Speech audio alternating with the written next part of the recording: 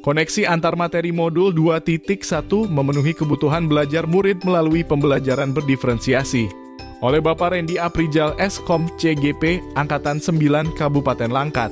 Pembelajaran berdiferensiasi adalah usaha guru dalam menyesuaikan proses pembelajaran di kelas untuk memenuhi kebutuhan belajar individu murid.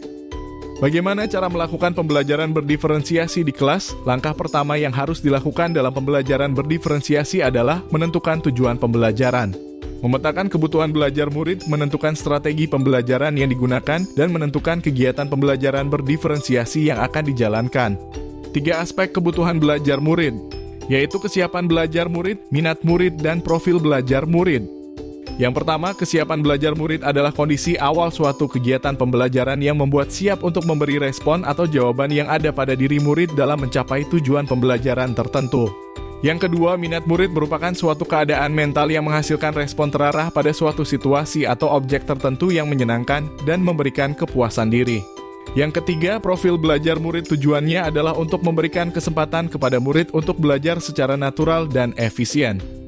Ada 3 strategi pembelajaran berdiferensiasi, yaitu diferensiasi konten, diferensiasi proses, dan diferensiasi produk.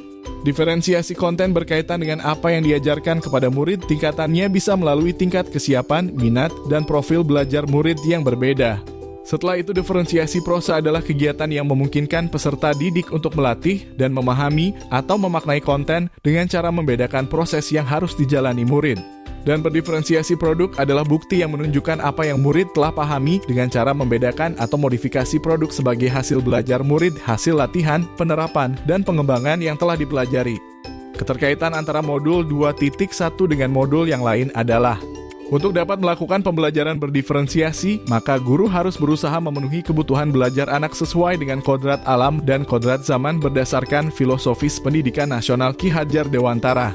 Dan dalam melakukan pembelajaran berdiferensiasi, seorang guru harus berpihak pada murid, reflektif, mandiri, kolaboratif, dan inovatif. Untuk menciptakan pembelajaran berdiferensiasi agar dapat memenuhi kebutuhan murid. Dengan demikian, seorang guru dapat mewujudkan kepemimpinan murid dengan menuntun murid merdeka belajar. Hal ini sesuai dengan nilai dan peran guru penggerak. Pembelajaran berdiferensiasi juga dapat menjadi salah satu strategi untuk mewujudkan visi guru penggerak yang berpihak pada murid. Dalam pelaksanaan pembelajaran berdiferensiasi antara guru dan murid harus ada keyakinan kelas atau sekolah terlebih dahulu agar proses pembelajaran dapat berjalan dengan baik sesuai dengan nilai budayaan positif.